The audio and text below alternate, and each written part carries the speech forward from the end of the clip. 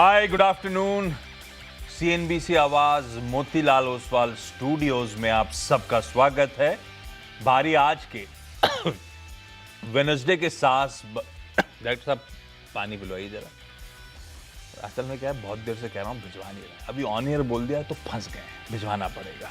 सास बहू सेंसेक्स की तैयारी कर लीजिए वेडनेसडे के। पहले तो हम तक रीच आउट करने के जो तरीके हैं, इसे फुल फ्रेम पे लेकर आइए।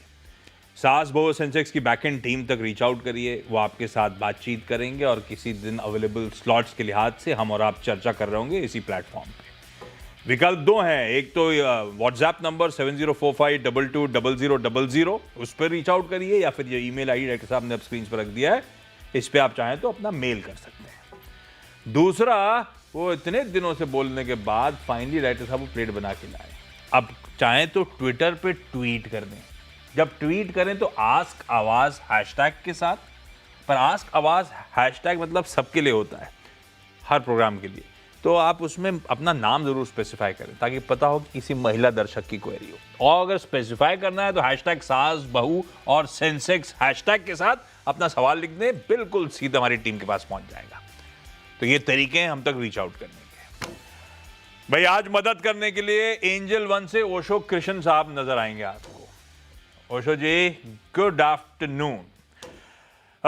ऑन द शो दिखा देता हूं पहले, उसके बाद ओशो से निफ्टी की बातचीत तो कर ही लेंगे सबसे पहले। और उसके अलावा जिन स्टॉक्स पे चर्चा कर रहे होंगे, जिन पे क्वेरीज आई हैं, वो आपकी स्क्रीन पर हैं। Eternal, Hindustan Copper, Tata Motors Commercial, Deepak Nitrite, Bata, interesting stocks हैं। PNB Housing, Swiggy, BEL, Reliance Power और केन्स टेक। चलिए इन सब पे बातचीत कोशिश करूंगा, सारी क्वेरीज सॉल्व हो जाए आज, बशर्ते आप लोग जुड़ चुके हो, कनेक्टेड हो पीछे। एक बार मार्केट दिखा दूं, उसके बाद आगे बढ़ा जाए। भाई साहब, शुरुआत तो ठीक हुई थी जैसा गिफ्ट निफ्टी कह रहा था। इनफैक्ट एक समय ये हारे में हम 44 पॉइंट ऊपर भी थे वो शुरुआती ट्रेड में, वैसे कल ही जैसा मामला था। उसके बाद जैसे सेशन प्रोग्रेस करा, भाई साहब एकदम गत लग गई बाजार की।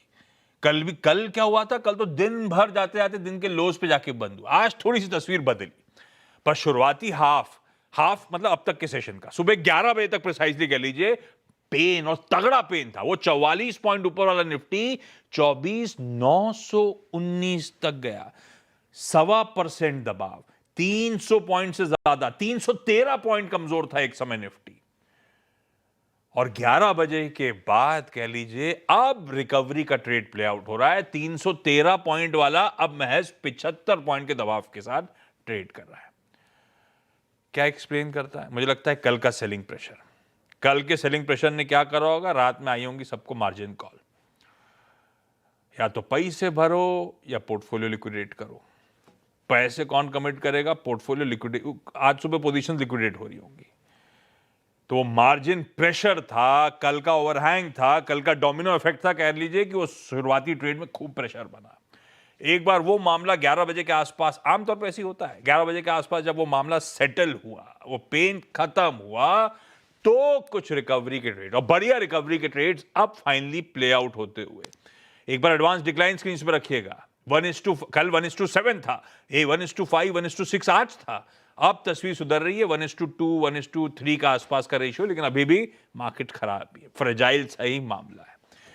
एक सरदर्द और हो गया रुपए अभी कुछ देर पहले टिकट टीम चला रही थी, रिकॉर्ड लोज पे ट्रेड करता हुआ। खैर, उसके लिए और कोई रीजन नहीं है, आपके स्टॉक मार्केट में बिकवाली आ रही है, रोज एफआईआई माल बेच रहे हैं, तो रुपया बेचारा कहां से, प्रेशर तो झेलेगा ही झेलेगा।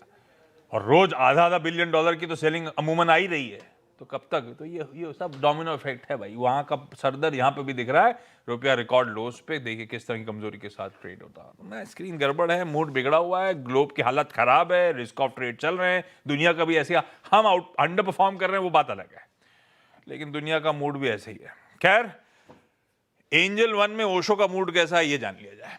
भाई साहब, कुछ अच्छी खबर लाए हो कि ये मामला गड़बड़ाएगा? और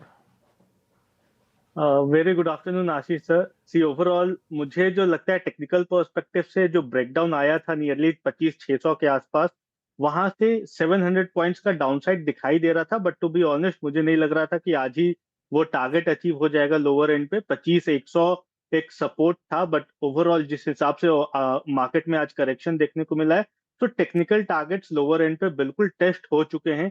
एंड जिस हिसाब से एक स्ट्रांग रैली आई है या स्ट्रांग रिकवरी देखने को मिल रही है, मुझे लगता है जो पैनिक सेल ऑफ था वो मार्केट में देखने को मिल गया है। एंड यहाँ पे मुझे लगता है कि अगर आज का लो मेंटेन रहता है तो यहाँ से ग्रेजुअल हमें पुल बैक देखने को मिल सकते हैं।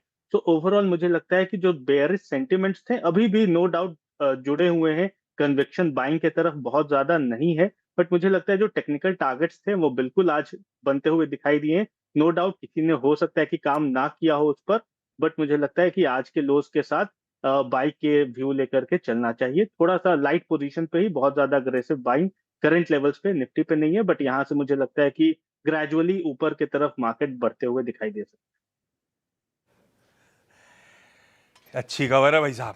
तो ओशो ने जो गणित करी थी और उसके बाद इवेंचुअल डिक्लाइन में टारगेट जो थे वो आज के इस फर्स्ट हाफ के सेल ऑफ में वो टारगेट्स अचीव हो गए भाई साहब। तो जो लॉजिकली सेल ऑफ आना था और जहां तक जाना था वो तो डिस्टेंस कवर कर लिया है। हाँ, ऐसा नहीं कि मूड सुधर गया है, लेकिन हो सकता है यहां से ग्रेजुअली पुल बैक, हालात धीरे धीरे पटरी पे सुधरना शुरू हो सकते हैं। वैसे अब कितना गिरेगा, कहां तक जाएगा, ट्रम्प साहब क्या बोलेंगे, किसी को नहीं पता। और कहते हैं ना, वो भाव और सेंटिमेंट एक जैसे नहीं होते। सेंटिमेंट बिगड़ा हुआ है, इसीलिए भाव अच्छे हैं भाई साहब। अच्छी अच्छी चीज़ें चुनिए, आज नहीं, इंतज़ार करिए, थोड़ी सी क्लैरिटी की मर्ज होने दीजिए, लेकिन हिम्मत रखिएगा। ये सब होता है स्टॉक मार्केट में, अच्छी क्वालिटी, हाँ, ये ध्यान रखिएगा। खैर, आज सवाल जवाब के सिलसिले की शुरुआत कर दी जाए। आज मुंबई, बेंगलुरु, रतलाम और मुंबई सब रेडी हैं डायरेक्टर साहब? सब रेडी हैं भाई साहब। सबसे पहले मुंबई से नियति दवे जी जुड़ती हुई। नियति मैम, हाय, गुड आफ्टरनून नियति मैम। मुंबई में कहां से, और नियति मैम कब से स्टॉक मार्केट में हो आप? December 21 से right now I'm in Dahisar, Mumbai. December 21 almost, मतलब जब कोविड का पीक खत्म हुआ उसके बाद आप स्टॉक मार्केट में आ गए, ऐसा? मतलब वैसे पापा ने बहुत कुछ इन्वेस्ट करके रखा था, पर उस वक्त मैं नहीं करती थी। पर मैंने इन्वेस्टमेंट दिसंबर 21 से स्टार्ट किया। और आप स्टॉक कैसे डिसाइड करते हो? खुद ही अपनी सेल्फ स्टडी है या कोई गाइड कर रहा है? CNBC आवाज। वो तो आप चैनल पे इसलिए बोल दिया, इसके अलावा? नहीं, सीरियसली मैं आपको फॉलो करती हूँ और बाकी थोड़ा बहुत गाइडेंस लेती हूँ सीनियर्स का, चलो जो ठीक है। ऑलरेडी इन्वेस्टेड है, जैसे मेरे ब्रदर इन लॉ है, मेरे अंकल है। ठीक बात। नियति मैम, पहला सवाल कौन सा?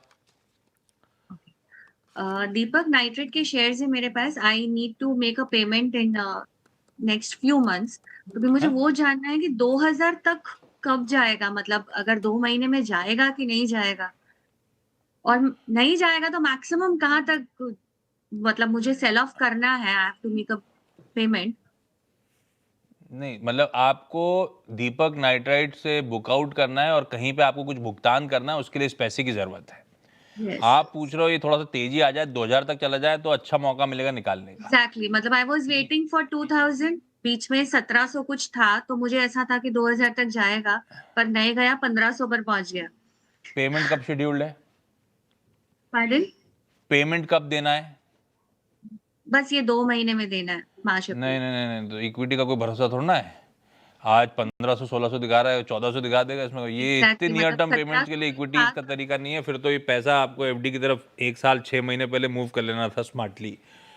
इक्विटी, हाँ, हम तो कहते हैं बच्चे की पढ़ाई के लिए, फला की शादी के लिए, आप तो 2 महीने के लिए लगे हो। ये मामला गड़बड़ है। लेकिन चार्ट्स कैसे हैं ये समझा देते हैं भाई। ओशो जी, 2 महीने नियर टर्म चार्ट्स दीपक नाइट्राइट के कैसे दिख रहे हैं आपको? ओवरऑल तो काफी वीकनेस है दीपक नाइट्राइट पे, बट जिस हिसाब से कल रैली आई है बिल्कुल हिस्टोरिकल सपोर्ट से, तो थोड़ा रिलीफ रैली यहाँ पे कंटिन्यू हो सकता है मैम। मुझे लगता है कि 1520 1510 का एक स्ट्रॉन्ग सपोर्ट है। तो जैसा 2 महीने का टाइम फ्रेम है, सो अभी के लिए एक्सपेक्टेड रहेगा कि आप पोजीशन होल्ड रखिए 1520 का, but final stop loss maintain करिए काउंटर में। थोड़ा पुल बैक आता है वापस 1700 1750, तो आप अपने पोजीशंस कट कर सकते हैं। मुझे लगता है कि ये जो टारगेट्स हैं ये नियरली 1 महीने के अंदर आपको देखने को मिल सकता है, but again 1520 strict stop loss follow करिए। 2 महीने का टाइम है, 1 आध महीने में शायद अच्छे अपसाइड्स आ रहे हो, लेकिन 1520 के स्टॉप के साथ कहीं नुकसान बढ़ ना जाए, वो स्टॉप लॉस जरूर प्लीज फॉलो करिएगा। आपकी डेडलाइन एकदम सामने ही खड़ी हुई है। बेंगलुरु से विद्या नागेश मैम जुड़ती हुई। विद्या मैम, हाय, गुड आफ्टरनून विद्या मैम। आप विद्या गुड मैम, आफ्टरनून आप कब से स्टॉक मार्केट में हो? आप कैसे स्टॉक सिलेक्ट करते हो विद्या मैम? सर, मैं 2-3 साल से स्टॉक मार्केट में हूँ। स्टॉक्स को मैं आपके सीएनबीसी को फॉलो करती हूँ और एक्सपर्ट को फॉलो करती हूँ। उसके जरिए मैं स्टॉक्स को चूज करती हूँ। तो चैनल पे तो दिन भर में 20-25 कॉल आ जाते होंगे, फिर आप कैसे चुनते हो उनमें से? सर, मेरा कुछ पसंदीदा स्टॉक्स है, उसको मैं चूज करती हूँ सर। ले दे के अपना कॉल लेते हो आप, ठीक है। अच्छा, पहला विद्या मैम सवाल कौन सा? सर, मेरा स्विगी है। स्विगी 386 की बाइंग है रेट और 100 शेयर्स मैंने बाई किया है। क्या करें भाई साहब, ओशो जी, स्विगी ने बहुत धुलाई झेल ली है। आज तो थोड़ा बहुत रेस्पाइट प्ले आउट हो रहा होगा, लेकिन ऑफ लेट पेन बहुत रहा है स्विगी में। क्या करें हम लोग इस स्टॉक में? ये एक बार और 300 के नीचे तक जाके दिखा चुका है, ऐसा नहीं कि गया नहीं है। तो मामला खड़ा कैसे है स्विगी का? करेंटली मुझे लगता है स्विगी इटर्नल दोनों पोजीशनड है पोजिशनल व्यू के पर्सपेक्टिव से। तो स्विगी में अगर इमीडिएट टर्म्स में देखें तो नो डाउट ट्रेंड ब्लीक है, अभी भी कमजोर लग रहा है। बट जो ओवर सोल्ड टेरेन पे है तो थोड़ा पुल बैक बिल्कुल देखने को मिल सकता है। तो अगर मैम आपका मीडियम टर्म का अवधि है तो बिल्कुल निवेशित रहिए।